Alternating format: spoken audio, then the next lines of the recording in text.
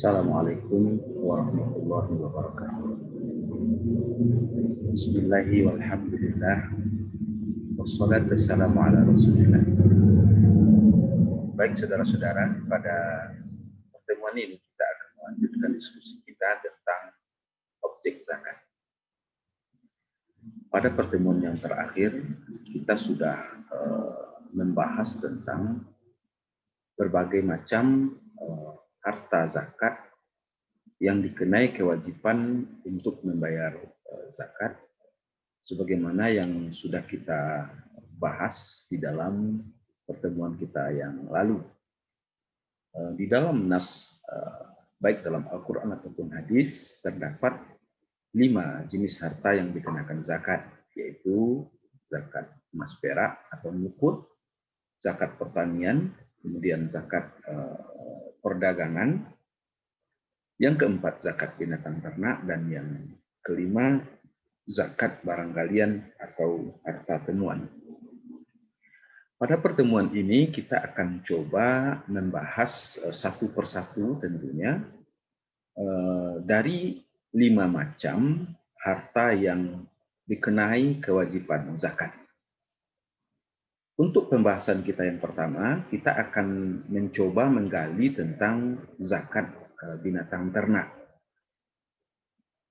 Ketika kita berbicara tentang zakat binatang ternak ini, maka di dalam hadis-hadis Rasulullah Shallallahu Alaihi Wasallam setidaknya ada 3 jenis binatang ternak yang dikenai kewajiban zakat.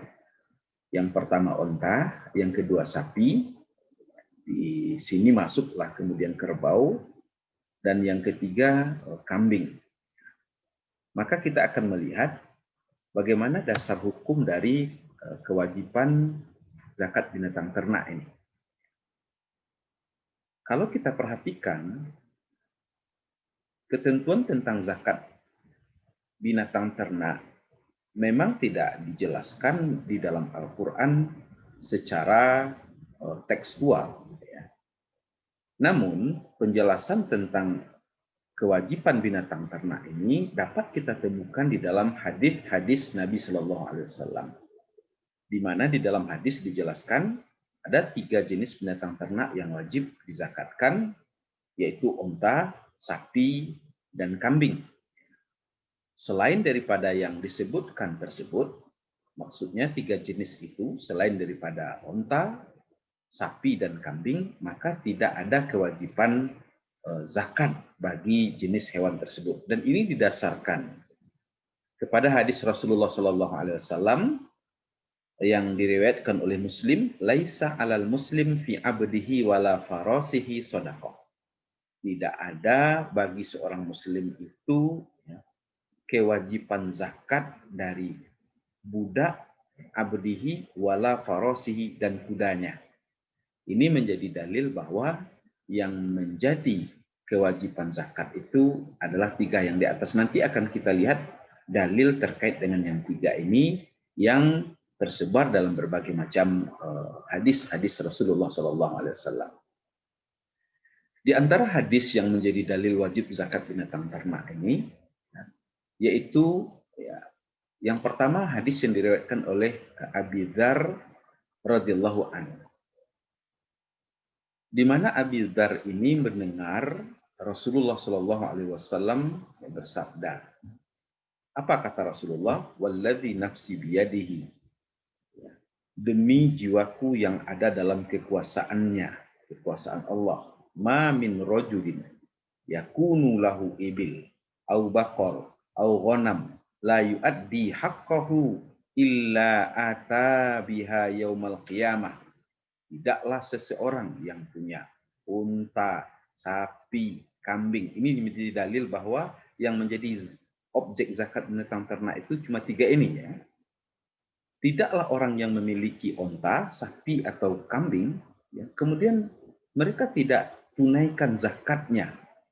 Maka apa kata Rasulullah SAW? Illa atabiha yaumal qiyamah, maka binatang itu akan datang kepadanya pada hari kiamat, ya. A'zam matakunu, ya, dengan muka, ya, dan bentuk yang lebih besar dan lebih gemuk dari bentuk asalnya. Ngapain mereka? Di dalam hadis ini dikatakan oleh Rasulullah SAW bahwa hewan-hewan tersebut akan menginjak-injak dan menanduknya. Setelah selesai barisan terakhir, dikembalikan lagi pada barisan pertama. Begitulah seterusnya sehingga ditetapkan hukuman ke atas sesama manusia. Hadis ini diriwayatkan oleh Bukhari. Ya. Artinya apa? Siksaan akan Allah berikan kepada setiap orang yang mempunyai unta, sapi, kambing, dan sudah memenuhi ketentuan-ketentuan zakat, sudah memenuhi syarat-syarat kewajiban zakat terhadap ternaknya, tetapi dia tidak mengeluarkan zakatnya, maka hewan-hewan yang tidak dikeluarkan zakatnya, yang menjadi miliknya dulu di dunia, akan menanduknya, menginjak-injaknya, sampai kemudian seluruh manusia selesai dihisab oleh Allah Subhanahu wa Ta'ala. Hadis ini menjadi dalil setidak-tidaknya yang pertama, objek zakat itu ada 3. Ya. Yang pertama adalah ibil, unta. Yang kedua, bakor, sapi. Dan yang ketiga, ghanam atau kambing. Kemudian yang kedua, dalil ini, hadis ini juga menjadi dasar bahwa sebenarnya ya betapa berat pertanggungjawaban yang dimiliki oleh seseorang terhadap hartanya. Ketika tanggung jawab tersebut tidak ditunaikan, salah satunya dalam pembahasan kita tidak dibayarkan zakatnya, maka harta tersebut akan menjadi batu sandungan baginya nanti ketika di yaumil hisab, di hari kiamat nanti. Di mana dalam bentuk ini ketika hewan itu tidak dikeluarkan zakatnya, hewan itu akan diserupakan dengan bentuk yang lebih besar, menginjak, menanduk para pemiliknya sambil berkata, kamilah harta yang tidak kamu keluarkan zakatnya dulu. Nah, sebagaimana yang kita katakan tadi bahwa tentu tidaklah serta-merta ketika seseorang memiliki hewan-hewan yang disebutkan di atas, unta, sapi, kambing, lalu kemudian otomatis dikeluarkan zakatnya. Tentu tidak. Ada beberapa syarat, syarat yang terkait dengan kewajiban zakat-zakat tersebut, syarat umum daripada zakat binatang ternak. Kalau syarat khusus nanti tergantung kepada bentuk-bentuk daripada hewan ternak masing-masing seperti unta, sapi, dan kambing. Cuma secara umum ada beberapa syarat yang harus dipenuhi. Yang pertama, tentu cukup senisab. Apa yang dimaksud dengan cukup senisab? Ya, nisab itu adalah harta minimal yang dimiliki oleh seseorang yang dikenai kewajiban zakat. Kalau kurang daripada jumlah tersebut, maka tidak dikenai zakat. Nah, dalam hal binatang ternak, ya, nanti akan kita perinci lebih lanjut berkaitan dengan onta, minimal 5 ekor onta. Jadi nisab onta itu 5 ekor, nisab sapi itu adalah 30 ekor, dan nisab kambing itu adalah 40 ekor. Artinya orang yang punya onta minimal 5, atau sapi minimal 30, ataupun kambing minimal 40, baginya sudah dikenai kewajiban zakat. Yang kedua, ya, dimiliki selama 1 tahun. Ini yang kita sebut dengan haul. Ya. Syarat ini didasarkan kepada hadis Rasulullah SAW tentang haul dan praktek yang dilakukan oleh Rasulullah dan Khalifah Ar-Rasyidin yang senantiasa mengirim para petugas zakat untuk mengutip atau mengambil zakat binatang ternak setiap tahun. Artinya kepemilikan daripada hewan ternak yang dikenai kewajiban zakat itu sudah berlangsung selama 1 tahun. 1 tahun. Kemudian yang ketiga, hewan yang dikenai zakat tersebut setelah cukup nisabnya ya dan berlaku 1 tahun, syarat yang ketiga digembalakan di tempat pengembalaan umum. Adapun dalil ya, yang menjadi dasar bahwa kewajiban zakat itu hanya dikenakan bagi hewan ternak yang digembalakan di pengembalaan umum, ya, lapangan rumput milik umum, didasarkan pada beberapa riwayat. Salah satunya adalah hadis yang diriwayatkan oleh Bahas bin Hakim dari bapaknya, dari kakeknya, ya, bahwa beliau mendengar Rasulullah SAW berkata, "Fi kulli ibil sa'imah, fi kulli arba'ina ibnatu labun." Hadis ini dari Ahmad. Rasulullah mengatakan bahwa ya Bahs bin Hakim berkata bahwa beliau pernah mendengar Rasulullah berkata, ya, atas setiap unta yang digembalakan, setiap 40 ekor, ada seekor anak unta betina yang telah habis menyusui. Ya, di sini dikatakan bintu labun, ya, bintu labun. Unta yang habis menyusui. Bintu labun ini nanti berbeda pandangan ulama, ya, ada yang mengatakan umurnya 2 tahun, ada yang mengatakan umurnya 3 tahun. Ya, sekarang hadis ini ya yang menjadi dalil bahwa hewan yang digembalakan itu mesti di pengembalaan umum diambil dari kata-kata saimah, saimah, digembalakan ini. Ya.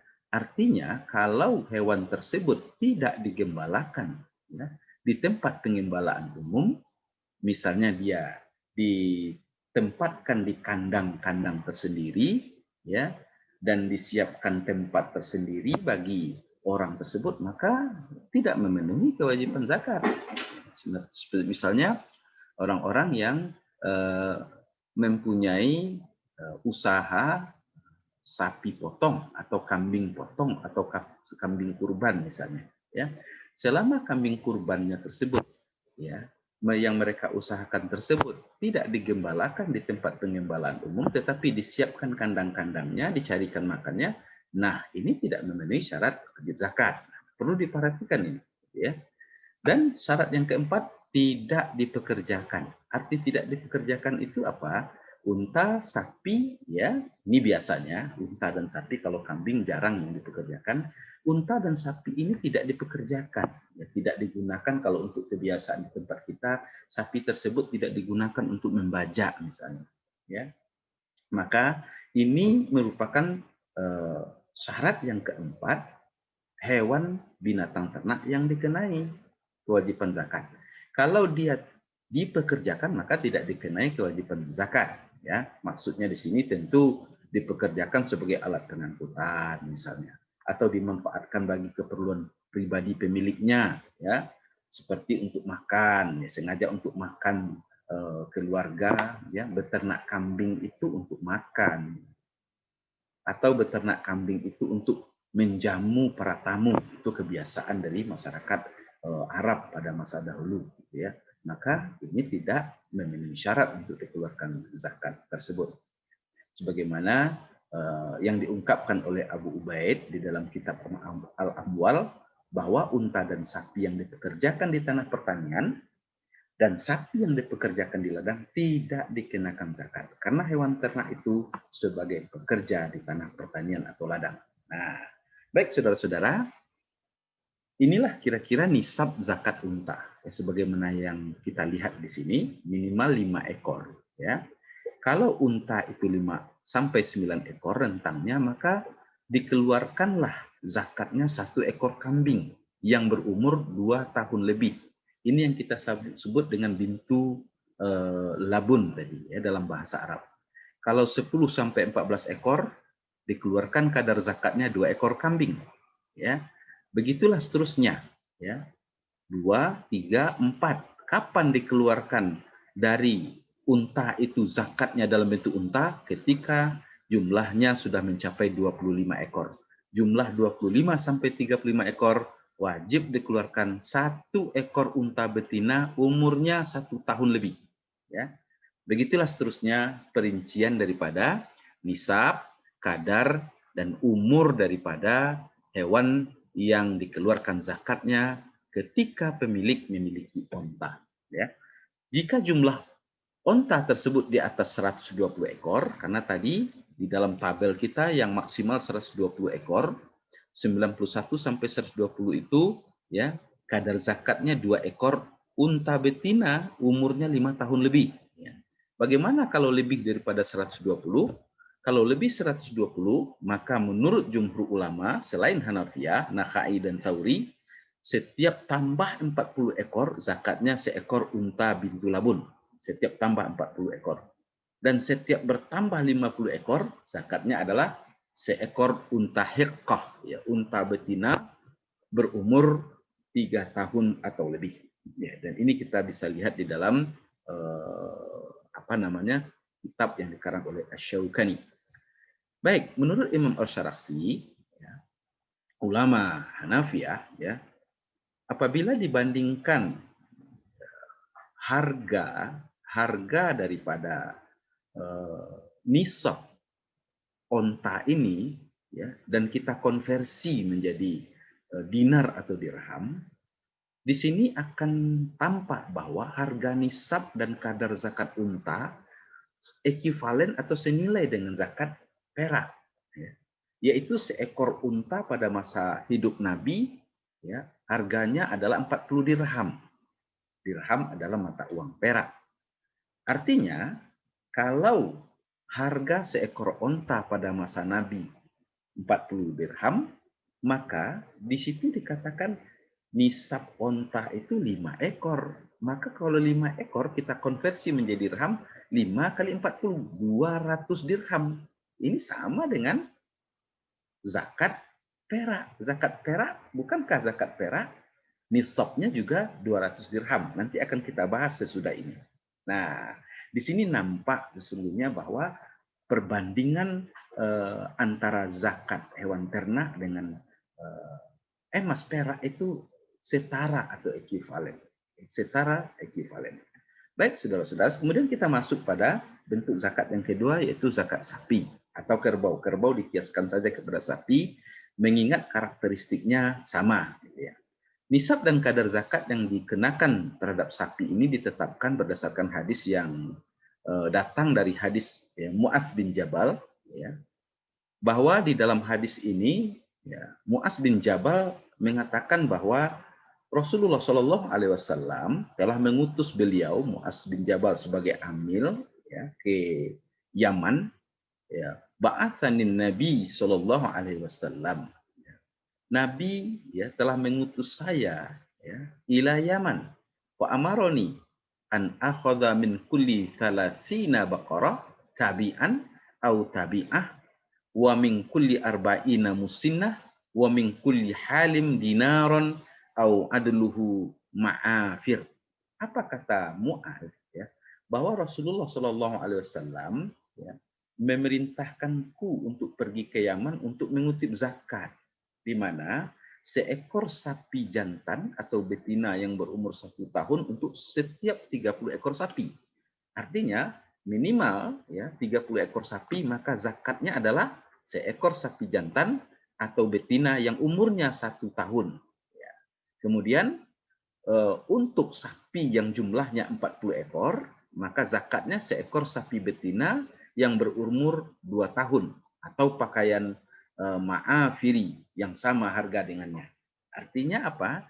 Dalil ini menjadi dasar, ya, bahwa nisab daripada zakat sapi atau kerbau itu minimal 30. Ya.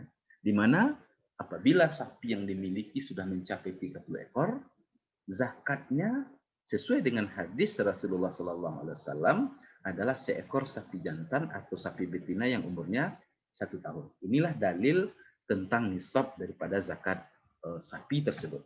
Nah, tabelnya bisa kita lihat di dalam slide kita ini, ya, 30 sampai 39, 1 ekor sapi tabi'ah atau tabi'ah, ya. Apa itu, ya, yang dimaksud dengan tabi'ah, ya, atau tabi'ah ini? Yang dimaksud dengan tabi' atau tabi'ah ini menurut jumhur ulama, ya, sapi tabi' atau tabi'ah itu adalah sapi yang umurnya 1 tahun lebih. Sementara menurut mazhab Maliki, yang dimaksud dengan tabi' atau tabi'ah itu sapi yang telah berumur 2 tahun lebih. Ada perbedaan pandangan lah di sini antara jumhur dengan Malikiyah. Sementara umur 40 sampai 49, zakatnya adalah 1 ekor sapi musinnah. Lalu musinnah ini apa? Terjadi lagi perbedaan, ya. Yang dimaksud dengan musinnah ini menurut jumhur atau disebut juga dengan toniyah, yaitu sapi yang umurnya 2 tahun, ya. Sedangkan Maliki menyebut yang disebut dengan musinnah ini adalah sapi yang berumur 3 tahun. Artinya dari perbedaan ini nampaknya, ya, yang dimaksud dengan yang dimaksud dengan musin atau musinnah oleh jumhur itu sama dengan tabi' atau tabi'ah yang dimaksud oleh Malikiyah. Ya, Malikiyah. Ini perbedaan dan ijtihad di kalangan para ulama. Begitulah seterusnya, ya, rentang daripada nisab dan kadar zakat sapi ini. 30, 39, 40, 49, 50, 59. Pertambahannya adalah sekitar 9, ya, sekitar 9 selalunya. Ya, dari 30, ya, 31, 30, 31, 32, artinya 10, 10 rentang, ya, mohon maaf, 10, 10, ya. Setiap 10, maka kadar zakatnya juga meningkat. Ya. Kalau bukan jumlahnya meningkat, kualitasnya meningkat. Contohnya 30, 39, satu ekor sapi tabi'ah atau tabi'ah, manakala ketika bertambah lagi, jumlahnya 40 sampai 49, satu ekor sapi musinnah. Artinya yang bertambah kadarnya di sini adalah kualitasnya. Ya, kalau jumlahnya tetap satu ekor, tetapi dilihat dari segi kualitas, yang 30 ekor itu tabi'ah, ya, umur 1 tahun lebih menurut jumhur, sementara kalau 40 ekor yang dimiliki musinnah, ya, umurnya 2 tahun lebih. 2 tahun lebih. Sekarang yang terakhir nisab kambing. Kambing ada dua bentuk, yang pertama domba dan yang kedua namanya kambing kacang atau kambing kerdil, kambing yang kecil-kecil, ya. Agaknya di tempat kita ini kambing yang biasa digembalakan oleh pengembala di masyarakat kita masuk kepada kambing-kambing kecil ini. Sementara kalau domba itu kan badannya agak besar, bahkan mungkin mendekati badan besarnya badan anak sapi. Kedua jenis kambing ini, baik domba atau sapi yang domba kecil, keduanya apabila sudah memenuhi syarat, ya, ijma ulama, ya, berdasarkan juga kepada hadis Rasulullah, wajib dikeluarkan zakatnya. Bagaimana rentangnya? Ya, seekor kambing wajib dikeluarkan zakatnya dengan nisab 40 ekor. Jadi kalau sapi 30 ekor, onta 5 ekor, nisabnya kambing 40 ekor. Di mana seorang yang memiliki kambing 40 ekor sudah terpenuhi syarat-syarat yang kita sebutkan tadi, ya, milik sempurna, ya, sampai haulnya, ya, sampai nisabnya, ya, maka wajib dikeluarkan zakatnya. 40 sampai 120, rentangnya cukup panjang, maka dikeluarkan zakatnya satu ekor kambing betina umur 2 tahun lebih. Sementara rentang 121 sampai 200 dikeluarkan zakatnya 2 ekor kambing betina. Begitulah seterusnya. Ya, 201 sampai 300, 3 ekor. 301 sampai 309, 4 ekor. Begitulah, ya, perincian daripada nisab dan kadar daripada zakat kambing ini. Ya. Baik saudara-saudara semuanya, perlu kita pahami kemudian terkait dengan nisab yang berkembang, ya, di dalam harta yang dimiliki dalam bentuk binatang ternak ini, ya, perlu kita pahami bahwa nisab daripada zakat unta, kemudian zakat sapi dan zakat kambing ini memang kalau diekuivalenkan dengan emas dan perak atau uang, ya, maka dia ekuivalen sebenarnya setara nilainya dengan zakat emas dan perak sebagaimana yang sudah kita jelaskan pada pembahasan sebelum ini. Baik, kemudian yang selanjutnya, sifat binatang ternak yang dizakatkan itu. Perlu kita pahami bahwa ketika terjadi proses, ya, pengutipan zakat, ada 3 pihak di situ yang berkompeten. Yang pertama adalah muzaki, yang kedua adalah mustahik, orang yang berhak menerima zakat, dan yang ketiga adalah amil, yang mengutip zakat dan mendistribusikannya kepada mustahik. Baik pihak muzaki, orang yang dikenai kewajiban zakat, maupun pihak mustahik yang berhak menerima zakat, maka kedua pihak ini, ya, mesti dijaga hak-haknya. Siapa yang wajib menjaga hak-hak daripada muzaki dan mustahik ini? Yaitu amil. Menjaga dalam arti seperti apa? Menjaga dalam arti agar hak-hak mereka kemudian tidak dirampas, mereka tidak kemudian dizolimi, Maka berdasarkan kepada hal ini, ya, menjadi pertanggungjawaban bagi amil untuk bekerja secara profesional, secara transparan, ya berdasarkan keahlian yang dimiliki. Jangan kemudian secara sembrono mengutip zakat daripada muzaki, lalu kemudian sampai menzaliminya. Maka terkait dengan hak-hak muzaki ini perlu, ya, dipertimbangkan hak-haknya, terutama terkait dengan nisab, kemudian terkait dengan haul, terkait dengan kadar. Ini hak-hak muzaki yang perlu diperhatikan oleh amil. Apa itu nisab? Jangan sampai kemudian hartanya belum senisab lalu sudah diambil zakatnya. Ini menzolimi. Termasuk juga misalnya terkait dengan haul. Belum dimiliki 1 tahun, lalu sudah dituntut untuk bayar zakat. Ini menzolimi muzaki namanya. Ya, menzolimi muzaki. Kadar juga begitu. Ya. Berapa jumlah yang harus dikeluarkan dari nisab yang sudah terpenuhi? Ya, misalnya tadi kita bicara, kalau dia terkait dengan kambing, ya, maka 40 ekor kambing itu nisabnya 1 ekor kambing betina. Jangan kemudian diambil 1 ekor kambing betina yang umurnya lebih daripada 2 tahun. Nah, ini menzolimi muzaki. Tapi yang perlu kita pahami juga adalah selain menjaga kepentingan muzaki, tentu kepentingan daripada mustahik juga harus diperhatikan. Artinya apa? Mustahik itu adalah orang yang berhak menerima zakat. Maka jangan sampai zakat yang mereka terima itu adalah zakat-zakat yang tidak layak mereka terima atau tidak semestinya mereka menerima. Mereka menerima semestinya lebih berkualitas daripada itu. Maka ini menjadi tanggung jawab daripada amil. Terkait dengan binatang ternak tadi, ya ada beberapa hak-hak, ya, amil yang harus mohon maaf, ada beberapa hak-hak dari mustahik yang harus dijaga oleh amil sehubungan dengan karakteristik, ya, dan sifat daripada hewan yang diberikan kepada mereka sebagai orang yang berhak menerima zakat binatang ternak. Yang pertama, ya, hewan yang dikeluarkan zakat tersebut tidak cacat atau sakit. Ya, dalilnya hadis Rasulullah Shallallahu Alaihi Wasallam, ya, dalilnya adalah, ya, firman Allah dalam surat Al-Baqarah, ya, ayat 267, ya, dalam surat Al-Baqarah 267 sebagai sambungan daripada kalimat sebelumnya. Ini diambil dari pertengahannya, ya. Apa kata Allah? A'udzubillahi minasyaitonirrajim. Wala tayammamul khabitha minhu tunfiquna walastum bi'akhidhi illa an tughmidu fi wa'lamu annallaha ghaniyun hamid. Jangan kamu sengaja memilih yang buruk, ya, daripadanya. Daripadanya apa? Ya, tentu daripada hewan yang dizakatkan tersebut, lalu kemudian kamu sedekahkan, kamu zakatkan, ya. Padahal kamu sendiri sekali-kali tidak akan mengambil yang buruk tersebut, kecuali dengan memejamkan mata.